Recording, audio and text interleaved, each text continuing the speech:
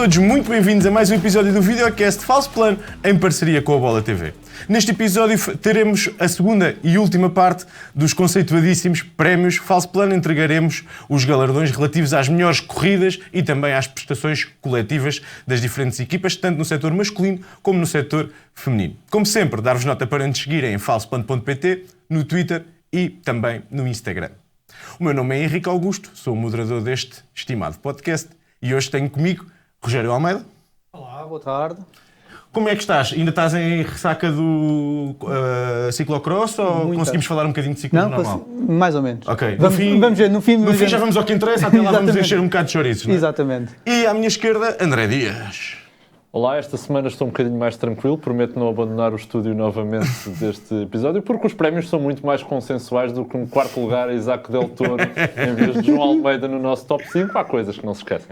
Nós combinámos entre nós não falar de Isaac Del Toro ao longo de todo o episódio. Obrigado. Porque é aquele tipo de stress pós-traumático, tu soubes falar no nome dele, salta-te logo... a marmita, inclusivamente se passares ao pé de uma praça de touros, uma coisa assim, ficas logo nervoso. Que a tua família falou comigo sobre os problemas que causaste ao longo desta semana devido a esse processo. Foi uma semana difícil, Henrique, mas estamos a trabalhar nisso. Começamos por um dos principais prémios que vamos entregar neste episódio. No fundo, nós passamos 365 ou perto disso dias a ver corridas de ciclismo, mas só uma pode ganhar o prémio de a corrida do ano. Há a curiosidade daquele que foi o vencedor escolhido pelo nosso painel de 11 pessoas, nós só estamos 3 a fazer a representação. Nenhum de nós os 3 votou nesta corrida, mas acho que todos nós concordamos que foi um corridaço e que o prémio não está de forma alguma mal entregue. E o prémio é para Milan-San Remo. Foi de facto a grande corrida do ano. Não foi o meu voto, mas é porque eu voto sempre no Tour of Magnificent Qinghai na China. A gente sabe, falsos planistas, o meu amor pela corrida à volta do lago Qinghai na China, que este ano foi decidida por 2 segundos na geral, portanto, e grande corridão. Mas o Milan-San Remo teve uma chegada ao sprint à Trois, digamos assim, e que foi uma clássica de mão cheia, completamente. Quebrou-se finalmente o mito de que atacar na Cipressa poderia não acontecer. Acontece, mas foi ali na subida do pódio, onde temos Pogačar, temos Filippo Ganna e foi fantástico ali. E o segundo lugar também, não interessa. Mas tivemos ali essa grande corrida e foi de facto um corridaço aqui, com uma foto desse ataque. E foi de um dos 45 ataques de Pogačar. Ele bem tenta, mas esta se calhar é daquelas que não sei. Vai dar. Vai, como o Rogério gosta de dizer, ou gosta de fazer suas as palavras de Pogačar. Eu gosto de fazer minhas as palavras dele. Ele vai levar isto para a campa e está aqui, nota-se, ele está à frente, mas depois acaba em terceiro. Não, em segundo aqui.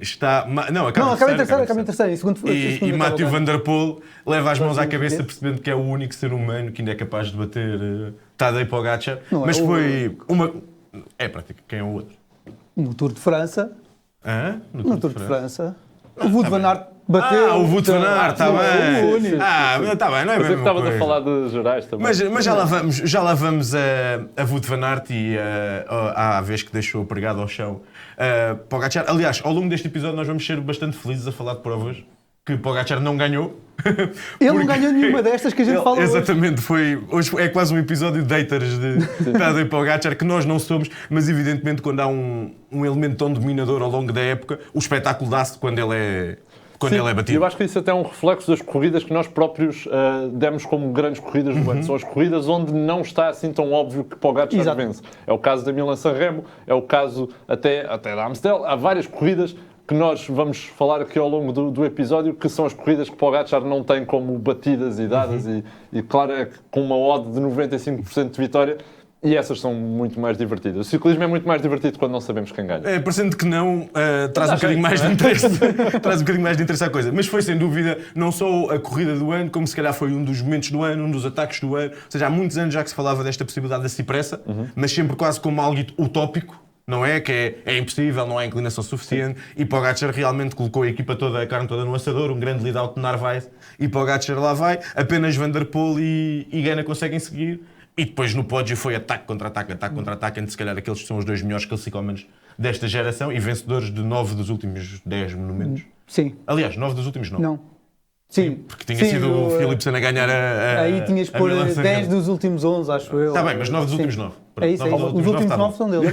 É uma corrida em que tu tens uma grande prestação, obviamente, de Pogačar, que tenta atacar logo ao início do pódio e depois fica ali a coisa, ali nunca se percebe bem se ele de facto conseguiria aguentar aquilo tudo, porque Van der Poel responde à medida e ele parece que... A Van der Poel responde sempre sentado e Pogačar começa a ter que fazer uma coisa que quase não vimos ao longo da época, que é Pogačar levantar-se do selim para poder responder. Aliás, aquela foto que estávamos a ver anterior é um ataque de Pogačar, o Mathieu Van der Poel agarra o bidon, pousa o bidon na bicicleta, mete no sítio, vai tranquilo, agarra novamente o guiador e responde ao ataque. Isto foi a seguir, ele viu ele atacar e ainda vai agarrar o bidon. Não teve a preocupação, entre aspas, de ok, nem vou agarrar o bidon e vou já seguir. Não. Vê-se que Pogačar deixa tudo na estrada, mas que realmente não é fácil para um ciclista das suas características ganhar uma corrida destas. Rogério, quem foi o último voltista a ganhar a Milan-San Remo? O último voltista a ganhar a Milan-San Remo? O Alaphilippe não conta como voltista. Embora tenha feito parte da volta à França. Nibali. Vincenzo Nibali, exatamente. Uma grande vitória e uma descida suicida do pódio abaixo. E o tubarão de Messina. Era a especialidade, a especialidade dele era grandes voltas, era subidas, mas uma das grandes virtudes dele era a descida. E ele a descer era fenomenal. E para quem nunca viu, nós não podemos pôr aqui tudo em vídeo, porque o episódio tem 3 horas. Mas procurem Nibali a descer no geral e a descer esse dia o pódio, porque foi espetacular. Passando então à melhor grande volta, e contigo, Rogério, acho que é a vitória mais ou menos óbvia, foi unânime. Foi unânime nas votações, foi o Giro, a grande volta, e acho que é unânime no geral, porque a Vuelta foi marcada por vários protestos. Em termos de espetáculo, não esteve mal, mas foi muito marcada pelos protestos. O Tour foi um pãozinho sem sal. Assim... Como estava a dizer o Dias, quando já sabe quem vai ganhar, não é? É isso, quando a primeira semana sabes quem ganha, fica difícil de apreciares o resto, não é? Porque já sabes que ele vai atacar e vai vencer. E quando o João Almeida desiste, para mim é logo a pior grande volta. Chama assim, sempre fica aquele... amargo de boca. Sim, é verdade. Podia ter sido melhor. Ainda por cima a ver este, que ele tinha feito pódio, pá. Ainda tenho perfeitamente convencido disso. Mas e se ele tivesse feito pódio, tinha feito provavelmente pódio nos prémios Falso Plano, e eu não tínhamos tido aqui a agitação toda da semana passada. Tinha sido tudo muito mais calmo. Tudo muito mais tranquilo. Eu estou a tentar manter calma neste episódio e vocês não deixam. Não puxem por mim, não puxem por mim. Então, mas no Giro ganhou Simon Yates. A corrida foi bastante atacada, houve várias tentativas, tivemos um líder de cor-de-rosa durante muito tempo, que perdeu para o Wout van Aert no mesmo percurso da Strade Bianche. Pronto, não vou dizer o nome. Não vale a pena. Não vamos dizer que é o Del Toro que ficou em segundo. Não podemos. Estamos a falar do Giro, estamos a falar do Del Toro, é evidente, acho que é impossível. Mas foi uma etapa épica na Finestre, é histórico e marcante para o Yates, porque ele perdeu lá um Giro e ganhou lá um Giro, perdeu um Giro em 2018 para o Froome, mas aí também eram outros níveis de tudo. Foi esse ano, quem nunca viu esse ano, vá ver essa prova, nem que veja só essa etapa. Aquilo é uma etapa brutal. Froome ataca a 80 km da meta. 70 e tal, 80 km da meta. E faz sozinho até ao fim. Numa altura em que isso não era normal. Agora é mais ou menos normal. Eram outros motores. E vira completamente a geral, ao contrário. Bem, vejam. Mas esta aqui foi decidida um dia antes do último dia, né? Foi decidida na etapa 20. Na última a sério, e foi muito bem decidida. Não foi só do ataque do Yates, foi da birra dos outros dois e também do Wout van Aert. O Wout van Aert entrega a birra dos outros dois vai ser protagonista mais à frente. Sim, é isso. Por isso, já que temos muitas grandes corridas para falar, vamos passar à próxima. Isto é uma das coisas que eu gosto de montar este episódio. Se as pessoas gostam lá em casa de ouvir, tanto melhor, mas eu gosto de fazer este episódio porque faz-te fazer um rescaldo quase da época toda. E aqui nos votos para a melhor clássica temos um vencedor e depois temos um que tem um carinho especial para nós, que já vamos falar, mas comecemos então pelo vencedor em mais um corridaço. Foi um corridaço. A Amstel Gold Race, que já falámos aqui há bocadinho, que foi também mais uma lá está das que Pogačar quase ia ganhando, mas depois não ganha. E foi também, mais uma vez, um sprint a 3. E parece que é uma tendência, é um padrão, que se Pogačar chega à meta com mais 2, ele não ganha. Parece que começa a ser a tendência nas clássicas, não é? Que começa a ser esses sprints a terroir dessa forma. Amstel foi uma corrida bastante dividida. Acho que foi uma corrida muito interessante. Teve um ataque do Alaphilippe Foi histórico. Eu aqui deixo até para tu poderes falar sobre esse que eu acho que sim. Ou seja, lá Filipe olha para todos os grandes favoritos e pensa, a 50 km da meta eu vou-me embora. Por que não? Eles vão fazer o quê? Vão seguir, não? Acho que foi naquele momento que estamos em 2019, é que aquilo bloqueou ele. Pá, isto é 2018, 2019, não é? E siga com ele. E depois a verdade é que o Pogačar ataca, ainda consegue estar ali um bocadinho isolado e depois vem o trator, Remco Evenepoel, puxar aquilo tudo e que leva consigo a grande... Não diria surpresa, porque eu acho que ele para o ano também vai surpreender muita gente neste tipo de corridas se começar. Era a segunda prova dele no ano, não era? Acho que sim. Sim, a do Skelmose, exatamente. E que deu-nos esta grande foto também. E que deu esta grande foto dos três lado a lado. A sprintar para chegar. Mas a verdade é que Skelmose que vem atrás de Remco e que consegue depois aproveitar isso para no final vencer ele, e eu acho que para o ano vai ser um grande ano para o Skelmose em tudo o que seja clássicas, sobretudo se a Lidl começar a deixá-lo fazer isto e se ele perceber que se calhar este é o tipo de provas em que tem de apostar mais. E se não se perder, eu acho que é mais a questão não se perder a batatada com o Ayuso. Provas de uma semana e clássicas, eu também concordo. Não se perder a batatada com o Ayuso também. Mas é aí que ele também está a querer chegar na conversa, que é separar um bocadinho... Se ele próprio se separar das grandes voltas, ok, vai fazer uma grande volta por ano, porque tem talento e tem qualidade para ir lá, nem que for ajudar e brilhar e ganhar uma etapa ou outra. Agora, clássicas, provas de uma semana, é o território. E deixa-me também dizer que, pelo menos em clássicas que eu me recordo, foi talvez a única vez que Pogačar se isolou e que foi apanhado. Já tinha acontecido no Tour, quando ele é batido pelo Vingegaard. Pelo Vingegaard depois a subir. Que ele depois é batido ao sprint. Agora, em clássicas, desde que Pogačar é Pogačar, ou seja, não me venham falar se calhar de 2019 ou alguma coisa que eu não me estou a lembrar, acho que foi a única vez que ele esteve sozinho. Que ele foi apanhado. Ele foi apanhado e lá está, foi porque acaba por atacar demasiado cedo, não estava num dia super, e nós sabemos que em território a rolar, mesmo Pogačar, se não tiver super, Remco Evenepoel é um ciclista fortíssimo nesse tipo de terrenos. Outra clássica que foi votada por mais do que uma vez foi a nossa querida, o primeiro monumento da época. Vocês acham que é a Milan-San Remo, mas não é. Não, isso é a Figueira. O primeiro monumento da época é sempre a Figueira, desde que foi criado. Exatamente. Aliás, Casper Pedersen, vencedor de monumento, toda a gente sabe. Óbvio. E há um dominador comum entre esta Milan-San Remo, esta Amstel Gold Race e a Figueira? A Figueira. Então. Não sabem qual é? Olá, Filipe. Teve nas duas. Teve nas duas, atacou nas duas. Atacou nas duas e foi nas duas. Não, na Figueira faz oitavo. Faz para aí 10º, sim. Por isso, temos o Olá Filipe, já estamos a ver que ele está sempre nos bons momentos para nós falarmos. Nos nossos bons momentos.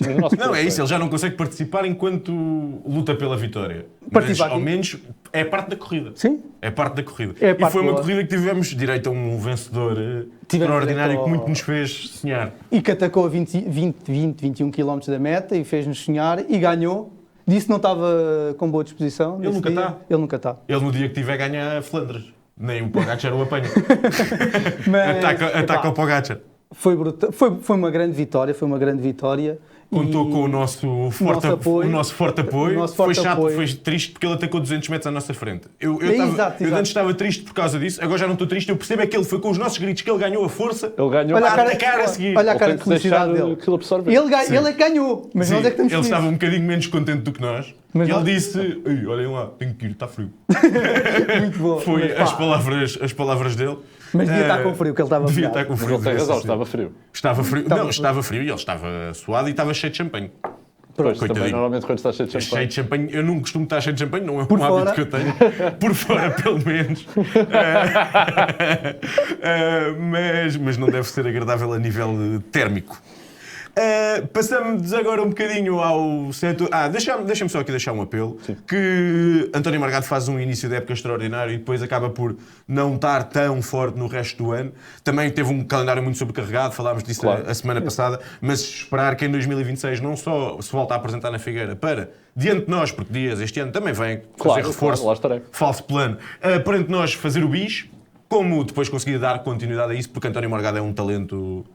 espetacular e é um tipo de ciclista que nós não temos bem um paralelo disso em Portugal. Ou seja, o Rui Costa também era um classicómano, mas António Margado tem mais o lado também da capacidade do pavé, é mais atacante, é mais arrojado. Eu acho que é um ciclista que nos pode fazer... para termos um paralelismo, é um Mathieu Van Der Poel, pronto. Exato. Tipo de ciclista, toda a gente conhece, não quer dizer que a qualidade venha a ser a mesma, nunca vamos saber, quer dizer... Se chegar a ir, vamos vamos saber, ver. mas não vamos Vamos saber saber durante a carreira, né? Não é? Nunca vamos, vamos sabendo, não sabemos agora. Mas acho que, em termos de perfil, é um Mathieu Van Der Poel. Eu acho que um ciclista como o Morgado tem agora aqui uma encruzilhada na sua carreira, até na própria UAE, a preparação que traga para a próxima época. Porque se começarem a tentar insistir que Morgado, como durante alguns anos se achou e o próprio achava, parece-me, que era um ciclista que gostava de ser mais voltista e que a ideia dele era ser mais voltista até para provas de uma semana, eu não sei se é o caminho certo necessariamente, tendo em conta os resultados que ele mostra e o tipo de prestação que teve. Eu acho que se apostar agora, e eu acho que parece-me que vai haver esse caminho de apostar em mais clássicas e começar a subir um bocadinho o nível das clássicas também, a Figueira é uma grande clássica para nós, mas não é um World Tour ainda um monumento que traga pelo menos esse nível de concorrência. Eu acho que o Morgado já está nesse nível, em que pode ir, não digo disputar um top 3 ou um top 5 num monumento, mas pode perfeitamente ser o tipo que está a ajudar Pogačar até ao fim Eu, se pudesse escolher só clássica. uma transferência no mundo, era o Morgado ir para um sítio onde tivesse liberdade, uma Quick Step. Quick Step hoje em dia, também não sei, mas eu gostava muito de ver fazer o calendário clássicas que ele faz, mas numa dinâmica diferente daquela que acontece na UAE, onde há muitos líderes. Quando Pogačar está também é muito difícil tu procurares o teu próprio resultado. Sim. E eu acho que ele é um ciclista que não se sente muito confortável. Ele gosta mais de fazer a corrida dele do que estar a trabalhar descansado. Um bocadinho como faz a Française des Jeux com os seus franceses, em que às vezes atiram um à toa lá para a frente e lá vai ele. E lá vai ele, ou no Intermarché, em que o Louis Barret faz a sua corrida dele e pronto, e está ali na dele. A nível de ciclismo feminino, tivemos a corrida do ano, foi aquela que é a corrida do ano. É a corrida do ano, é o Tour de França feminino. Acho que, a nível mesmo, até a nível geral, acho que para mim é das corridas do ano, mesmo comparando com as do masculino, teve ali muitos pontos que nos vão trazer muitos marcos, como a Kim Lacorte vestir o amarelo, Marianne Vos voltou a ganhar no Tour, a Mavi Garcia conquistou a sua primeira etapa numa grande volta, a Prévost voltou, já tinha mostrado ganhando o Paris-Roubaix, mas voltou à montanha ainda se calhar superior de quando deixou a estrada em 2018, salvo erro.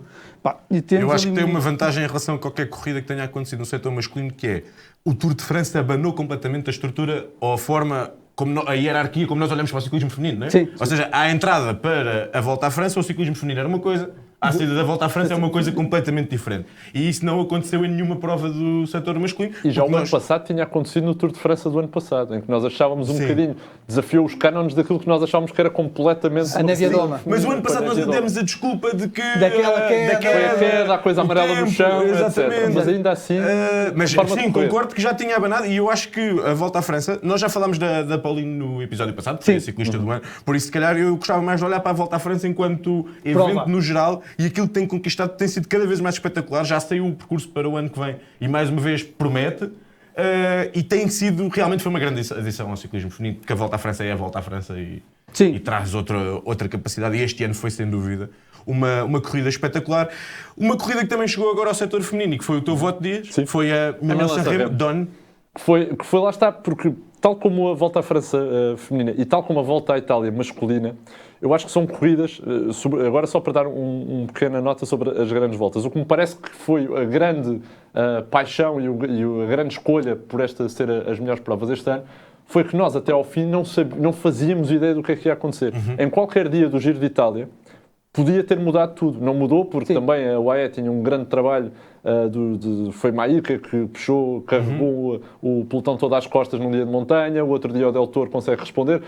Há essas coisas. Havia a incerteza se Del Toro ia aguentar a Havia essa incerteza. E no feminino pareceu-me que aconteceu a mesma coisa com Demi Vollering e Pauline, e na Milan-San Remo feminina, que foi fantástica também, porque tínhamos aquela dúvida, será que Demi vai carregar aquilo assim para cima? Será que Longo Borghini ataca e vai saber e dá a Lorena Wibbs carregadíssima a menos provável, Era a menos provável. Se calhar estava fora dos top 5. 6 menos provável. Eu dava até Noemi Ruig com mais hipóteses de ganhar. E de repente Lorena Wibbs é carregadíssima por Lotte Kopecky, porque faz um trabalho de rolador incrível. Lá está um bocadinho à semelhança do Schialmosa aqui, muito mal comparado, mas à semelhança é carregadíssima e até à linha de meta e chega ao sprint. E uma sprinter ganhar a Milan-San Remo de caras é uma coisa só no ciclismo feminino pode acontecer de tão imprevisível.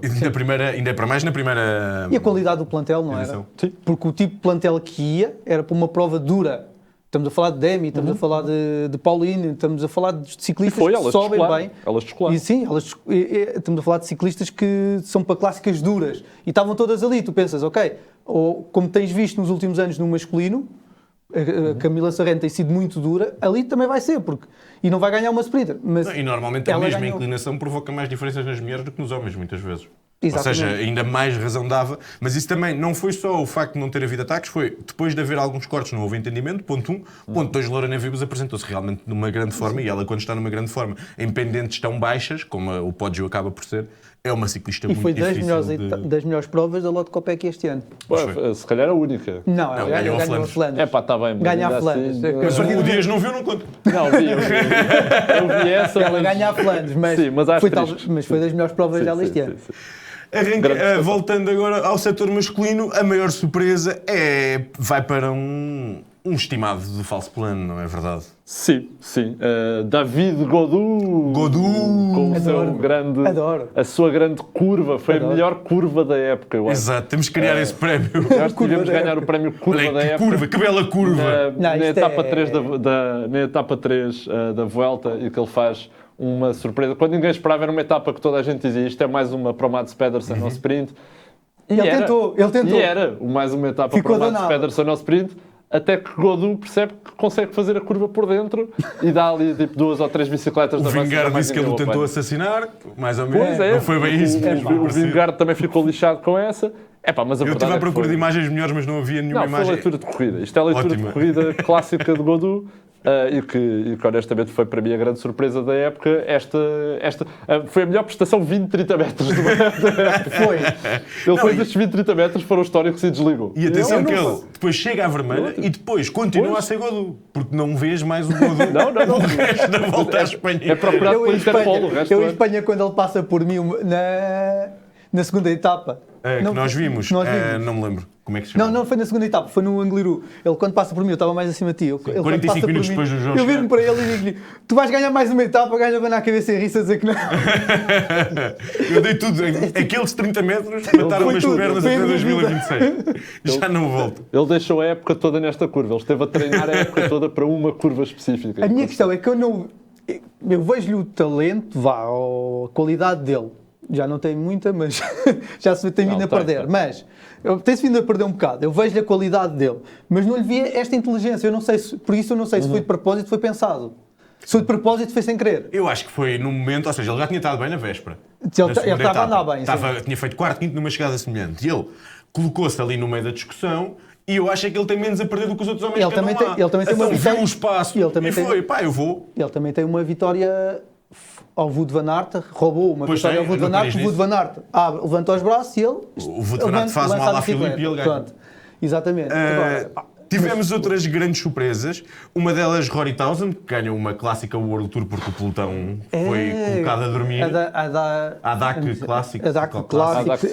É na Alemanha. É de Hamburgo. É a antiga Clássica de Hamburgo. O segundo momento mais votado foi aquele que é um dos grandes momentos do ano. Ainda aparece no pódio noutras votações também, que vamos ter mais à frente, mas vamos já dar esse destaque, que é quando se achou que Pogačar ia ser bicampeão do mundo. Ou seja, ia não só repetir o título de estrada, como juntar ao título de estrada o título de contrarrelógio. Nós trazemos para aqui mais um momento em que Pogačar perdeu. Exato. Que era um dos nossos momentos favoritos do ano e foi se calhar um dos maiores uaus da época. Foi um dos melhores uau, não foi por ele ter perdido, foi por ele ter sido dobrado pelo Renko. Isto é uma loucura, não é? Que ele perdia, eu podia dizer que ele tinha 85% chance de hipótese. Mas as casas de apostas não apontavam para aí. As casas de apostas não percebem de ciclismo. Pois não, por isso é que tu és rico. Estás sempre a enganar as casas de apostas. Mas a verdade é, Mas isto é o maior símbolo de humanidade que eu acho que Pogačar nos últimos anos. Largos, não é? É que é assim, isto era 2 minutos e meio? Acho que era 2,5 que eles arrancavam a diferença. 2,20, 2,5 que eles arrancavam a diferença e ele acabou... Ele faz quarto. E a questão é que tu olhas para os dois até parecem ao mesmo ritmo. Estão os dois a abanar a cabeça e tudo. Mas isto... Sim, é verdade. Nós hoje estamos mesmo a falar só de dias em que... o último episódio foi todo sobre momentos em que o Pogačar vence, hoje é momentos em que o Pogačar perde. Mas sabes, eu estava a montar o episódio e o guião e estava a pensar, nós parecemos uns haters a votar. Quem só vê este? Sim. Mas isto é... Foi espetacular. Mas aí também... Mas pronto, também mostra a nossa parte de ver ciclismo. Claro. Tu não vês só Pogačar. Exato. Tu vês tudo. E queres ver ele a perder. E quantos mais momentos de humanidade Pogačar demonstra, mais especiais também se tornam as suas vitórias. Exatamente. E eu acho uma das grandes belezas de Pogačar é esta tentativa de ir a tudo. Não é? Ou seja, vê um contrarrelógio acidentado e tá bem, então eu vou tentar ir ganhar o contrarrelógio ao Remco, apesar de saber que há uma boa probabilidade de perder. Vai a Roubaix, apesar de saber que é uma boa probabilidade de perder. Continua a ir à Milan-San Remo como um dos grandes objetivos da época, apesar de saber que é uma grande probabilidade de perder. Ele podia agarrar, fazer Paris-Nice, Dauphiné, Tour e Vuelta e ganhava sempre. E ainda podes somar a Liège e a Lombardia, não é? E isso é uma das ousadias que também faz Pogačar ser um ciclista tão distinto e tão... Mas eu acho mais, e eu não sou terapeuta de Pogačar, não quero ser, não vou concorrer a isso. Mas eu acho, pagar bem?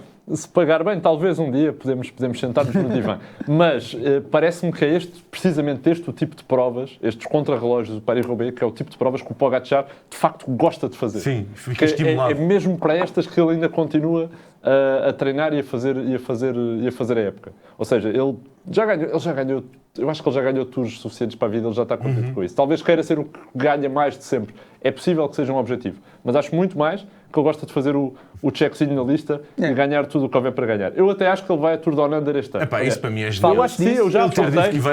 Eu ando com o calendário 2026 já aqui. Tenho um calendário e já apontei aqui. É no dia 20 de janeiro, começa o Tour Down Under e é o primeiro dia em que Pogačar vai ganhar uma etapa. Ele vai ganhar logo a primeira, ao sprint. Ganha o Samuelsford. Começa a 20, vai ganhar no sprint ao Samuelsford. Ele já vai estar a treinar para isso. O Samuelsford. Este calendário é o calendário Pogačar 2026.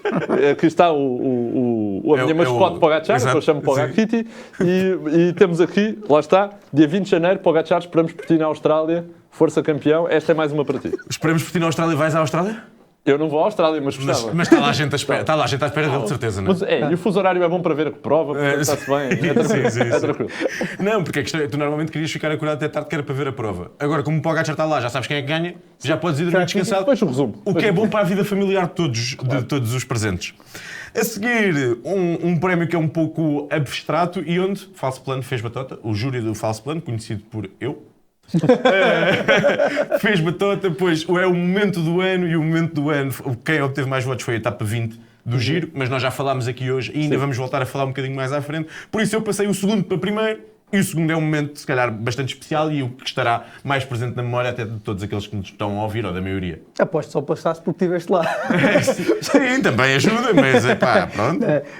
O segundo momento do ano, neste caso o primeiro para nós aqui, que é a vitória do João no Angliru. Aquilo foi... é brutal por tudo, não só por termos estado lá, por presenciar aquilo, mas também pela maneira como ele ganha, que é ele desde que passou para a frente, desde que McNulty? Não foi não, o último foi o Grosjean. Foi o Grosjean, saiu da frente, ele passa para a frente do Vingegaard e o Vingegaard que fosse na roda, acabou, nunca pediu para ele passar, nada. Ele foi puxar à maneira dele, ao estilo dele, sempre a ritmo, a tentar quebrar o Vingegaard não conseguiu passar uma vez para a frente dele. Isso demonstra que estava forte. Sim, e não queria, não conseguia. Não conseguia, é isso. Ele não conseguia passar. Não conseguia. E estamos a falar de Vingegaard, não é? Não estamos a falar de um ciclista qualquer. O vencedor desta volta e que já tinha ganho dois tours anteriormente. E nosso terceiro classificado no top 5 de prémios do ano. O João Almeida está em sexto, acho eu. Sim, sexto. O primeiro fora do só para esclarecer. Do top 5. Não sei se já tinham percebido, não sei se temos percebido a indignação em relação a este. Foi talvez a maior vitória do ciclismo português desde do Campeonato do Mundo? Talvez. Ou é ousado dizê-lo? Uma etapa num Giro, uma etapa no... Eu acho que esta é mais impressionante do que a vitória no Monte Bandone, pela concorrência que é feita e por ser o Angliru, não é? O Angliru não é uma etapa qualquer, é uma das subidas mais míticas. É uma das subidas mais míticas, mas a questão é, isto sobrepõe a uma classificação geral? Ele nunca ganhou uma classificação geral. Da Volta à Suíça? Para mim, sim. Achas? Sim. Para ti, sim. E a nível, eu acho que nós somos geeks e vemos tudo, não é? Mas a nível do impacto mediático nacional é incomparável.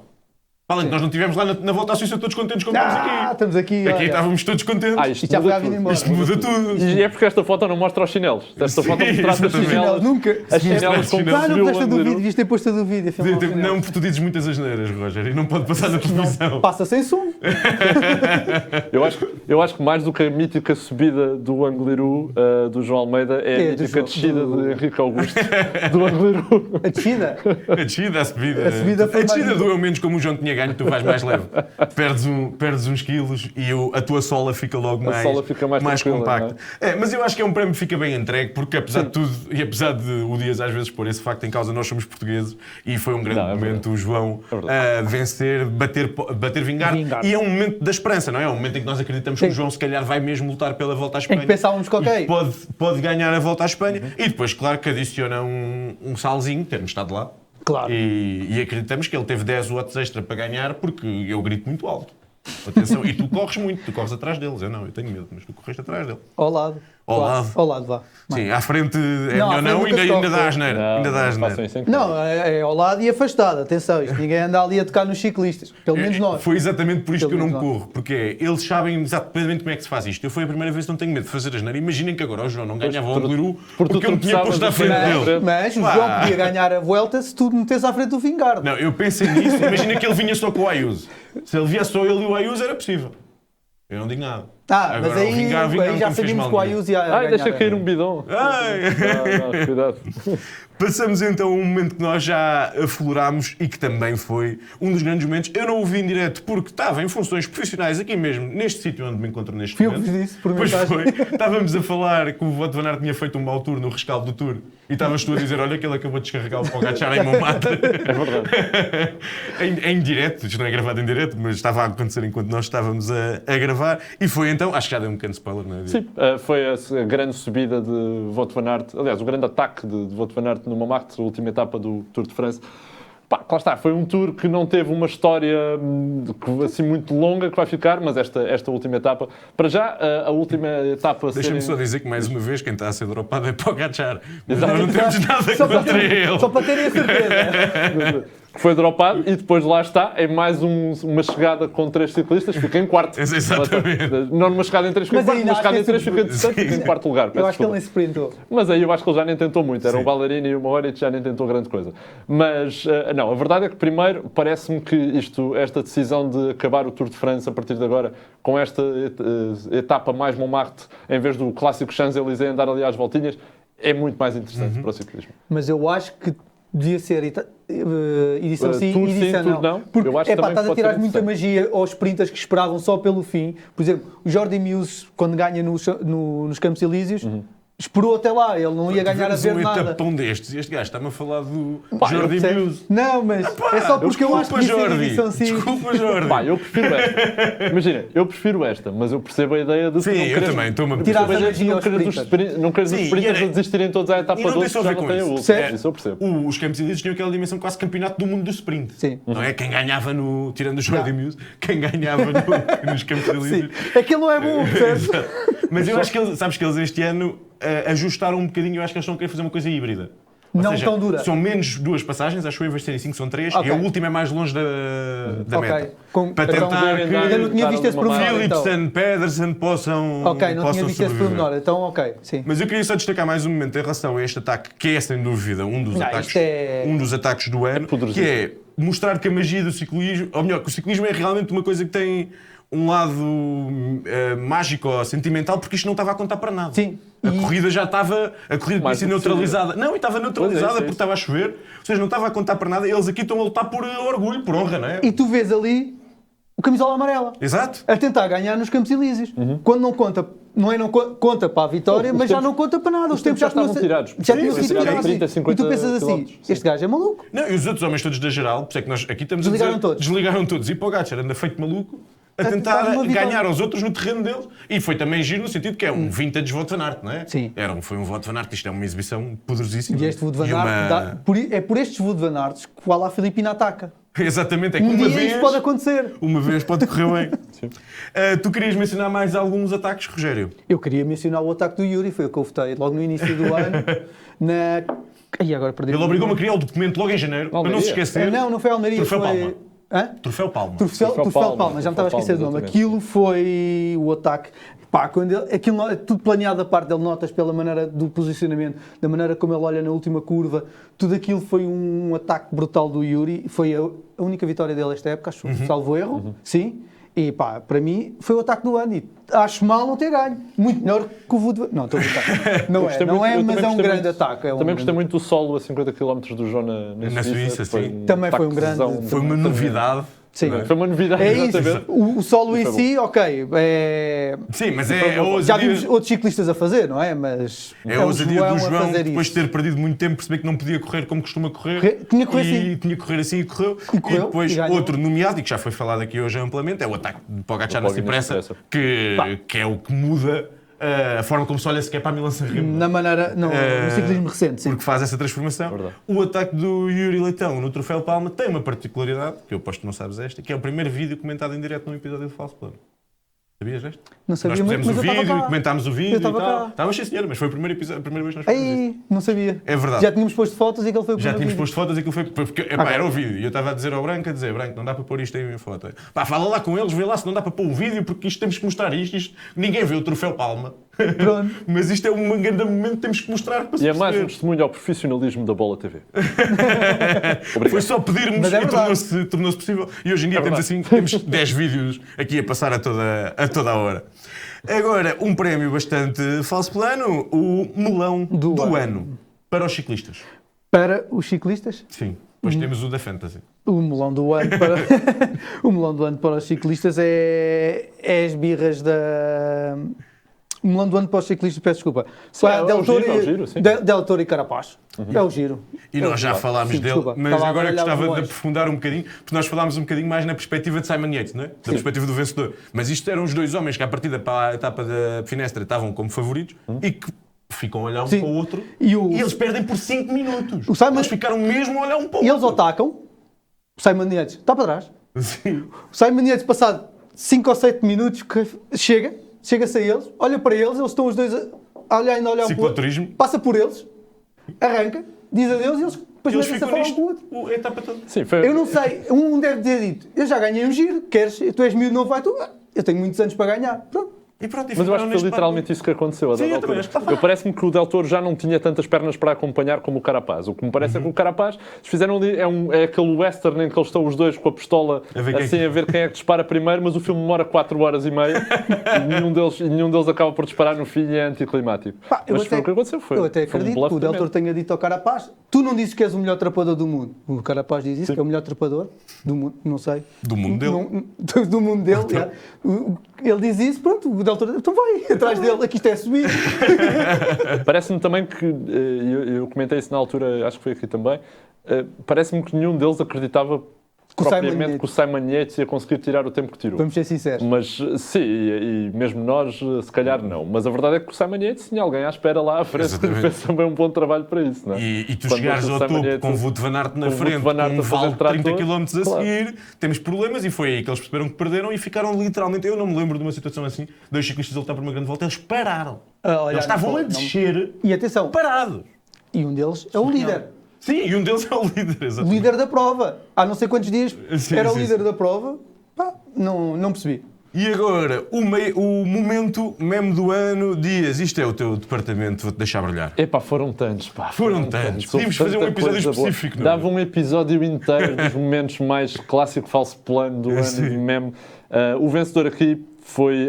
não, eu vou começar pelos nomeados e pelas menções honrosas e depois vamos ao vencedor. Este ano tivemos vários momentos brilhantes no ciclismo internacional. Tivemos Nilson Powless a andar com a bicicleta às costas na Maryland Classic. Tivemos Tobias Foss e Bob Jungels a atacarem a 300 km na Liège, porque sim, porque claro. Porque a Ineos é isto hoje em dia, não é? Tivemos porrada na grandíssima, em que Brady Gilmore havia um soco noutro ciclista. E a gente sabe é uma rubrica anual. Porque queriam a libertação e, portanto, obviamente, libertou um soco na cara do outro, claro. Tivemos Michael Woods a pedir para defecar no Tour com um problema gastrointestinal, que foi também uma questão que já foi abordada neste programa muito em detalhe. E tivemos também não esquecer, nesta honrosa nomeação, Alaphilippe, que celebra uma vitória e depois acaba por perder porque acha que celebra a vitória demasiado cedo. Não, esta nem é celebrar demasiado cedo. Ele celebrou e já iam outros à frente que já tinham ganho. Pois é, isso é pior. Aquela coisa de ele está a celebrar e de repente já o outro já foi... Já o outro está a tomar banho. Já está a tomar banho, exatamente. 2 minutos ou 3 Ele continua ali a fazer a festa. Mas o momento que ganhou, e eu acho que é um justíssimo vencedor, é mais uma vez uma corrida em que temos 3 candidatos, de Vars van Vlaanderen, que temos 3 candidatos ali, 2 Vismas, um Nilsen Powless, e no final ganha Nilsen Powless, porque os 2 Vismas... Sim. Tens 3 Vismas. 3 Vismas, é verdade, ainda faltava assim. 3 Vismas. É o Wout van Aert, é o Jorgensen e o Benoot. Eu esqueço-me sempre do Benoot, nesta, é verdade, são 3 Vismas. Dos 4, o Benoot era o 4, para mim. E mesmo assim parece-me que, Nilsen Powless fez aqui um trabalho fantástico de... Isto também podia ter ganho o melão do ano, também tinha dado. Também era o melão do ano, na verdade. Isto estava um melão bem madurinho aqui. Não, mas há algum contexto aqui nesta corrida que eu acho que isto é tão mais engraçado porque a Visma sabia, não correu da forma ideal para ganhar. A forma ideal para ganhar quando estás 3-1 é ataque, contra-ataque. Só que a questão é, Wout van Aert vinha de um período difícil, eles queriam dar ao Van Aert, o Van Aert depois pede desculpa porque ele diz, eu pedi aos meus colegas para me levarem até à meta que eu ganhava no sprint, e chegado o sprint é o resultado. Eu esqueço-me sempre do Benoot nesta porque o Jorgensen podia ter perfeitamente atacado e ido para ali fora. Eles ficaram só a levar o mais aziado deles todos. Depois pudera, porque ele sabia que conseguia. E era o vencedor em título, se eu não estou em erro, ele tinha ganho no ano anterior. Isto é aquela coisa, já falámos disto, já abordámos, tens 3 pessoas, tens o favorito que é o Wout van Aert, mas não é ele que vai atacar de longe, são os outros 2. Exato. Mas isso está nos livros. Aqui há uns anos, na Omloop, tivemos uma derrota, ganhou o Jens Standard. Mas aí não podes dar a culpa. Não foi o Jens Standard? Foi. Não podes meter a culpa na Quick-Step. Sim. A Quick-Step fez o que podia. Só que o Standard estava impossível de perdas. Pronto, isso é outra conversa. Aqui não foi o caso. Aqui não foi isso. Voltando ao feminino, a maior surpresa do feminino, acho que é praticamente unânime, porque é um corridaço e um mundial vencido por uma ciclista que ninguém estava à espera. Pronto, o Mundial deste ano foi ganho pela Madeleine Valieres, sim. Do Canadá. E foi ganho, tudo bem, é justa vencedora, atacou, ia na frente, ganhou. Mas ganha por uma birra das grandes favoritas atrás.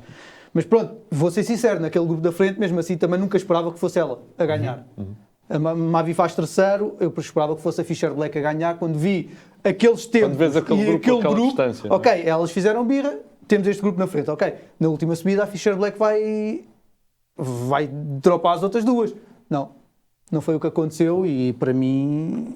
Mas também mostra também não só a imprevisibilidade destas clássicas no feminino, mas também, para além disso, mostra a surpresa que eu acho que pode vir a ser, até para a próxima época, Madeleine Valieres. Sim, ela nas provas a seguir mostrou que não tinha sido 100% por acaso. Sim, não foi. Acho que foi o Giro da Emília. O Giro da Emília faz 7 não é o Giro da Emília.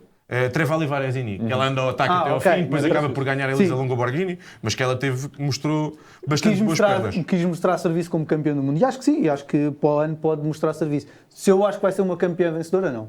Certo, isso é outra discussão, não é? Pode fazer a mudança de chip e ser uma ciclista de outro nível. À la Mats Pedersen. Exato. E depois ainda tivemos outra de birra de favoritas que venceu na Omloop, uma ciclista que eu não sei bem quem é, mas eu acho que tenho aqui o nome dela. Venceu a Lotte Claes. O Lotte Claes e com 5 minutos de avanço. Com 5 minutos de avanço e atrás dela a Aurela Nerlo, polaca. Sim. Esse poderia ter ganho para mim o melhor sprint do ano, que elas sprintaram para aí 500 metros. Muito devagarinho. Muito devagarinho. Foi muito giro. Isto é engraçado. Porque elas vinham com uma fuga tão grande, tão longa, deram-lhes todas rotas.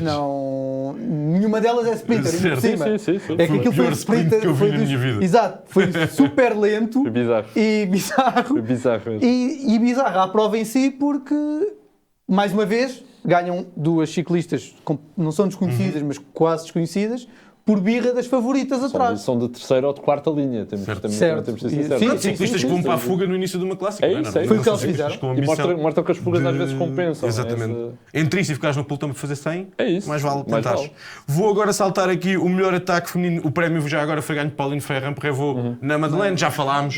Não vale a pena. A melhor equipa, temos que dar ritmo a isto se querem falar de ciclocross. A melhor equipa, acho que é o AE, unânime, recorde de vitórias. Fica para o ano o objetivo de chegar aos 100. Em segundo, a Visma, que apesar de não ter estado ao nível de outros anos, continua a ser a segunda equipa. Mas eu quero falar aqui agora da terceira, da Lidl, Roger, que está a tentar claramente com um investimento grande nos sprints e agora também com a chegada de Juan Ayuso, dar este passo para se tentar chegar às 2 da frente. e eu acho que é uma vencedora merecida aqui desta terceira posição. E acho que bem merecido, e acho que para o ano podemos estar a falar dele como segundo, porque acho que a qualidade vai subir. Acho que vamos ter mais participação em melhores resultados ainda em clássicas e em provas de uma semana. Agora, em grandes voltas, pronto, depende um bocado ali do Ayuso. Sim, mas aqui por cima ainda tens mais um bloco, tens Alberto Philipsen a aparecer, sim. tens muitos ciclistas com muita qualidade. Para dizer neste momento que a Visma é talvez, a Lidl é talvez a equipa mais completa de todas as equipas. Se a Ayuso entregar, sim. Entra a Ayuso para as grandes voltas, se a Ayuso arrancar bem, sim, porque vamos ver, a UAE não tem propriamente pessoas para o sprint, não é uma equipa que tenha sprinters por aí além. O que torna mais fenomenal ganhar tanto. Exatamente, e mesmo assim para as clássicas tem aquela malta toda. A Visma também tem alguns prontos, tem o Brennan agora, mas vamos ver também quantas provas é que o Brennan consegue fazer. O Brennan vai a uma por dia, não consegue ir a muitas. Claro. A Lidl tem Pedersen, tem Milan agora também. Já tinha, mas tem muito. Tem Ayuso. Tem Vacek em crescimento. Tem Vacek em crescimento, eu acho que Philipsen em crescimento. Soderk Vist tem muita qualidade naquele plantel. Aquelas clássicas têm muita qualidade, principalmente para clássicas, está um plantel muito completo. Dias, em relação à surpresa e à desilusão, vou ter aqui um minutinho. A surpresa foi vencida pela Astana e a desilusão pela Bahrein, um comentário? Sim, a surpresa é claramente a Astana este ano. Acho que indiscutível, foi unânime? Foi unânime. Acho que é uma equipa que arrancou o ano logo muito bem, vitórias em praticamente todas as clássicas de início da época. E depois teve Lourenço Fortunato a fazer uma época fantástica, teve Scaroni, teve Velasco. É uma equipa que este ano, se continuar assim, vai ter de certeza bons resultados, sobretudo com estes montanhistas. E a desilusão, para mim, Bahrein, tendo em conta aquilo que são as grandes promessas que a Bahrein trazia, que era a promessa de fazer grandes voltas, de começar a disputar grandes voltas, e não acertou um. Tiberi não esteve lá. Teve Caruso, que era a pessoa que já lá estava, e do resto não acertou um. Tiberi não acerta, não acerta. Não foi uma boa época, mesmo Lenny tinha sido um grande investimento. Martínez ganhou ao João, mas foi uma. Mas tu ganhou não, por acaso também ganhou no Paris nisso. No feminino, não costumava haver discussão da melhor equipa. Não. Era sempre... E se calhar é a primeira vez, nós também é o primeiro ano, estamos a entregar prémios específicos aos senhores, mas desde que nós temos o podcast, que não é uma época de domínio avassalador da SD Works, e neste caso nem sequer foi a vencedora, a vencedora acabou por ser a Visma, e eu queria um comentário à Visma e um comentário ao fim do domínio da SD Works. A Visma, por ter um plantel mais limitado, e conseguir mesmo assim fazer grandes provas, dar-nos grandes espetáculos, tem boas ciclistas para vários pontos, mas não tem, por exemplo, o Paulinho de Ferreira de Pavão não tem muita gente para lhe ajudar na montanha, e etc. Agora, a SD, vimos um baixar do domínio, apesar de ter ainda muitas vitórias, ser a equipa mais vencedora, mas perdeu um bocado o domínio, ouvir surgir também uma FDG, uma Visma com mais qualidade, e acho que... Sim, e perde o domínio sobretudo, ou seja, antes tinha Kopecky a dominar completamente as clássicas, Vibes a dominar completamente os sprints e Vollering a dominar completamente as gerais. E Kopecky não teve esse nível, Vibes continua imparável no território dele. E a Demi não teve mal noutra equipa. Certo, e mesmo Van der Breggen, que até arranca bem a época, depois não consegue dar continuidade a esse nível. Surpresas e desilusões. Surpresa Movistar, a desilusão Canyon. Sim, parece-me que a Movistar é a surpresa clara, até muito carregada também por aquilo que foi a época, não só de Cat Ferguson, mas também de Marlon Reusser, de Liane Lippert, portanto é uma época muito bem conseguida da parte da Movistar. E a desilusão, houve várias, eu acho que a Canyon foi a grande desilusão, esperava-se mais de Casia durante muito tempo e eu acho que não deu. Queria só dar uma nota sobre isto do domínio da SD Works, porque eu acho que quando estamos a dizer que a SD Works já não é assim tão grande, não necessariamente. A SD Works ganha 47 provas este ano. É isso. E a segunda equipa com mais vitórias é a UAE com 28. Portanto, continua a ser a equipa referência. De facto, não ganha nas grandes voltas e não ganha nas clássicas maiores que importam, porque não ganha Paris-Roubaix e, portanto, há essa questão. Mas é SD Works, meus amigos. É isso. Continua a ser. Mas não seja porque tem Vibes. A Vibes tem quase 30 vitórias. A Vibes se calhar tem mais vitórias do que qualquer outra equipa. 24? Então pronto, não a Vibes tem mais vitórias. A Vibes tem mais vitórias este ano do que a FDJ toda junta. Pois, e do que muitas equipas. Portanto, acho que é importante dar essa perspectiva também. Certo, eu concordo. Aliás, acho que nós estávamos a falar e acho que é compreensível em comparação com o que existia. Sim, sem dúvida. Continuam a ser uma equipa dominadora e se calhar se formos analisar os factos de forma mais fria e não em relação com aquilo que eram as expectativas, se calhar qualidade. continuam a ser a melhor equipa. Sim. É a qualidade das vitórias. E depois, claro, obviamente, a qualidade das vitórias. Conseguimos então guardar 3 minutos para o ciclocross, meus amigos. Vamos começar com o feminino, que se deu no dia de ontem, sábado, e com uma pequena surpresa. Média surpresa? Uma pequena surpresa, sim, parece-me que sim. Foram os europeus de ciclocross e nos europeus de ciclocross, como se corre por seleções, e já se sabe, no caso do feminino, grande parte das ciclistas são todas holandesas e depois no ciclocross masculino são todos belgas. Portanto, há sempre aqui uns jogos de equipas em que as holandesas tentam, de alguma forma, cansar as outras todas, parece-me, para ter essa estratégia de pelo menos fazer um 1-2-3. Pelo menos foi assim que eu li a corrida e parece-me que foi o que aconteceu. Inga van der Heijden destaca-se na frente da corrida. Lucinda Brand, que seria talvez a grande favorita e vai ser a grande favorita para o resto da época, diz: meus amigos, boa sorte, apanhem-na vocês, porque ela é holandesa também e eu não me vou meter nisto. E depois lá está, ficou o trabalho de Sara Casasola a fazer o trabalho todo, a italiana, e cansou-se tanto que acabou por ser 1-2-3 para a Holanda, e cá estamos para ver na Taça do Mundo como é que vai ser. Casasola caiu. Ainda caiu. Portanto. Quando estava a mostrar que até estava com vontade. Roger, uma palavra para a vencedora e depois passar os anos. Para mim é uma pequena surpresa ela ter ganho, não estava à espera, e acho que ela venceu bem porque ela ataca desde a primeira volta e nunca mais a agarraram. Por isso acho que é justa vencedora completamente. Foi um bocado aquele jogo do a Lucinda Brand, olha, agora tens que me ajudar para casa Azola, senão porque eu não vou buscar a minha colega de equipe, de seleção. 2, não é? Exatamente, e então, olha, pronto, ela ganhou 40 segundos e nunca mais a agarraram. Pronto. Nestes europeus que são espetaculares, passam-se na Bélgica, passam dentro de água os ciclistas, não é? Passaram dentro de água no a mar. Estava a vazar. E eu não sou, ao contrário aqui dos meus colegas de painel, não sou um especialista de CX, mas tenho acompanhado ou visto umas corridas desta época e realmente é para matar o bichinho. Sim, é engraçado, é uma horinha, é sempre a fundo. Não sabes quem vai ganhar, pelo menos até o Mathieu van der Poel aparecer. Até o Mathieu, sim, não sabes quem vai ganhar. E isso é o mote deste episódio. Se não saber quem vai ganhar visto hoje com a prova de hoje, ganha o Arts no fim, num sprint contra o Nice, já fica aqui o coisa no ar, que foi uma luta até ao fim, num grande grupo quase sempre a perseguir, numa pista brutal, aquilo era só areia por todo lado, eles andaram a pedalar dentro de água com 5 cm de água na roda ainda. Epá, com a bicicleta, uns a pedalar dentro de água, outros a correr na areia, com a bicicleta no ombro. Epá, é uma prova muito boa, então pronto, fica a nota, ganha o Arts. Ao fim de 9 anos voltou a ser campeão europeu, tinha sido campeão em 2016. O Thibaut Nice não conseguiu revalidar o título do ano passado, ou perdeu o sprint para o Arts, e o Joran Weisor fecha terceiro lugar no Conselho Europeu. Ou seja, no departamento feminino, 1-2-3 para os países, no departamento masculino, 1-2-3 para os belgas. E há uma coisa para quem gosta muito da parte da história, também acho que da narrativa das corridas, há uma coisa muito interessante a acontecer este ano no ciclocross. Tens 2 gerações em confronto. Exato.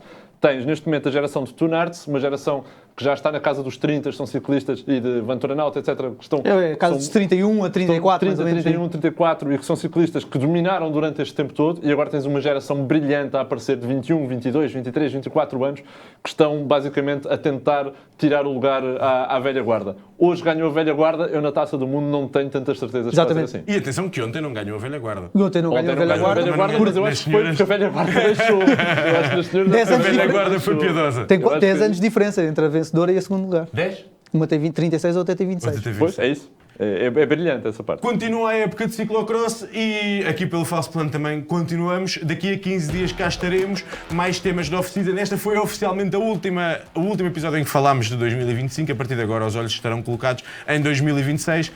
O calendário já está cá, já é 2026, conta. Dia 20 de janeiro, Pogačar está na Austrália a tentar ganhar cangurus e a andar mais rápido do que eles. O meu sonho é ver o Pogačar a ganhar o Tour da Lula e fazer aquela foto com os camelos, como fez o Pidcock. Está o Pogačar e estão 3 camelos atrás e está ele com um troféu assim todo, que nem sabem o que é que há de fazer com ele. Ficou o apelo, façam isto chegar ao Pogačar. Façam isto. Voltamos então a ver-nos daqui a 15 dias, já com os olhos postos em 2026. Como sempre, dar-vos nota para nos seguirem em falsoplano.pt no Twitter e no Instagram. Vemo-nos lá. Até lá. Um abraço.